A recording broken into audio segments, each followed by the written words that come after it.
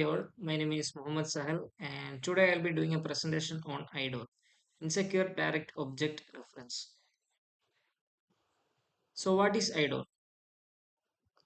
IDOR, short for Insecure Direct Object Reference, is a vulnerability where an attacker can access unauthorized data by altering references to internal objects used by the web application.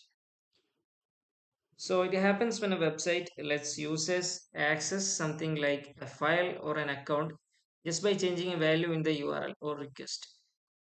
If the app doesn't properly check permissions, attackers can view or change data they are not supposed to see.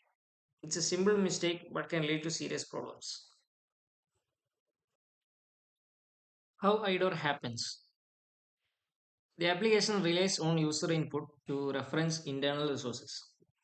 In many web applications, the system uses information provided by the user, like IDs in the URL or form fields, to decide which resource to show or interact with.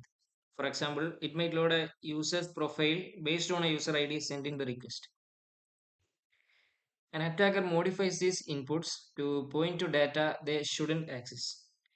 Now, if the attacker notices this pattern, they might try changing that user ID or some other parameter to see if they can access someone else's data, like a different user's profile, account, or document.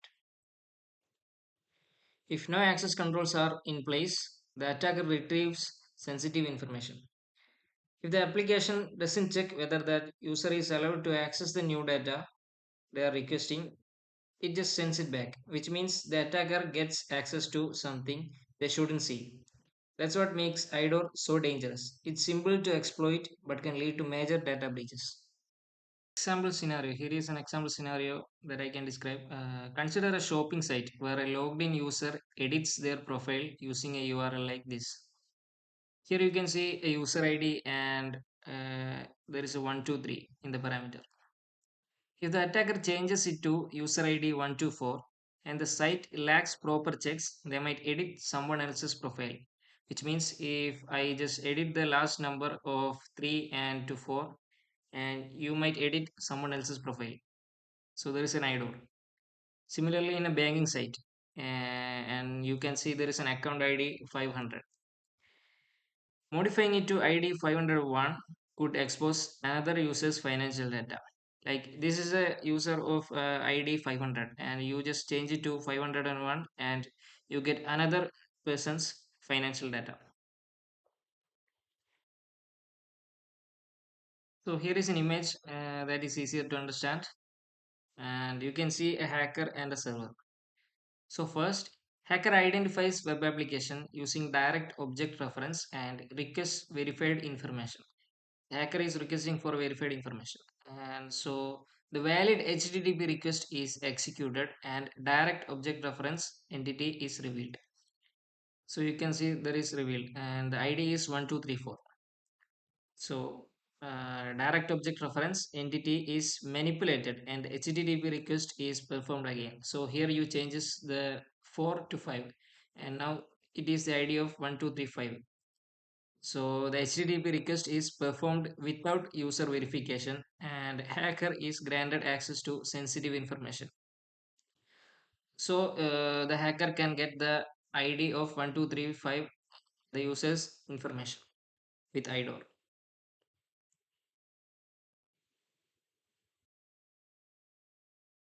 So here is a practical example and it is a Portugal lab of IDOR.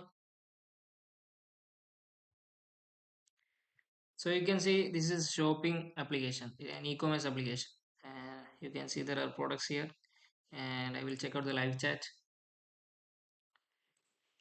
I will send a message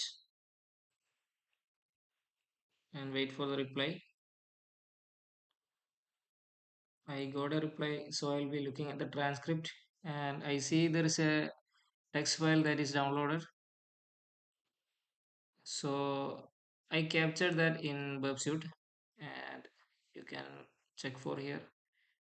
Yes, and I will be sending this to the repeater and I will change the value of 5 to 1. See what's there. So yeah, we got the communication between the user one, and you can see there is a password here that they shared. We will copy that,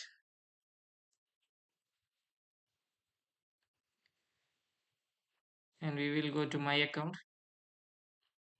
So we already know there is a user named Carlos,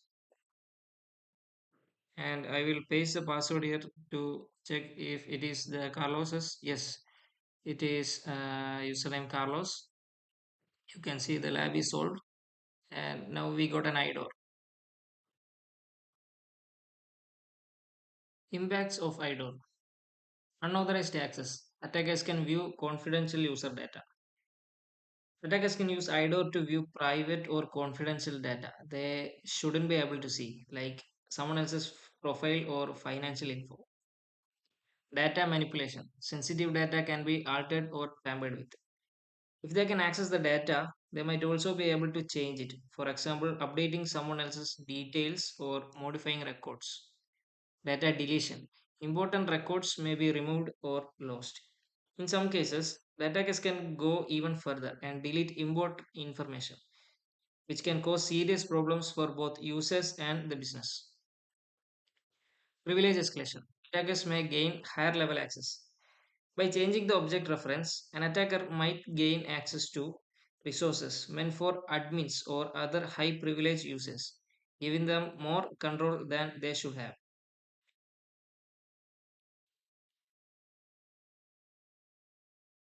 How to prevent IDO? Always validate and sanitize all external input. Any data coming from the user, like parameters in the URL or form inputs, should never be blindly trusted.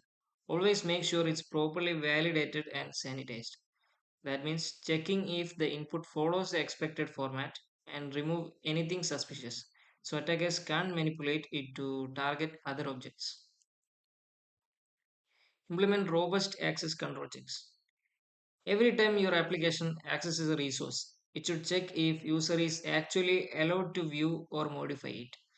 Just because a user provides a valid ID doesn't mean they should get access. There needs to be a proper permission check on the backend to enforce security. Deploy web application firewall to help identify and block potential exploitation attempts. Web application firewall or WAF adds an extra layer of security. It looks at incoming requests and blocks anything that seems suspicious, like someone trying to change an ID to access other people's data. While it can stop every attack, it helps catch and block many IDOR attempts. And for the conclusion, IDOR poses a significant risk by potentially exposing sensitive user information. Enforcing input validation and strict authorization mechanisms is critical. Taking these preventive measures strengthens your application's security posture. So, IDOR is a serious vulnerability because it can let attackers access private or sensitive user data just by changing a few values in a request. To stay safe, it's important to validate all user input and, more importantly, make sure the system checks if the user actually has permission to access the data they're asking for. Putting these controls in place can go a long way in protecting your application and keeping user information secure. Thank you. Thank you all for listening.